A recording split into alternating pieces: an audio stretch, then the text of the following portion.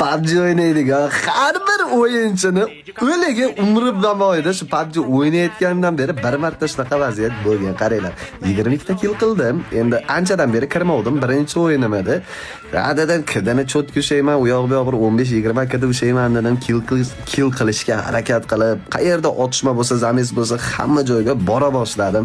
Bu yoqda ikkita killni qildim, keyin pachinkida otishma bo'layotdi. Sheriklar chaqirdi. Qaradim, pachinkiga ham bordim. Xullas killchalarni cho'tki qilyapman strafovka bilan. Короче, sizlarning vaqtlaringni olmay, jigarlar, agar shunaqa vaziyat bo'lgan bo'lsa, like bilan kommentariyada bo'lgan deysizlar, bo'lmagan bo'lsa kommentariyaga bo'lmagan deysizlar. Короче, 36 ta kill bilan top 1 oldik. Oxirgini ham o'zim granatada tushirdim. Va men bu gapni eshitmaguncha настроением cho'tki edi, lekin men bu gapni eshitdinglar. Без рейтинг?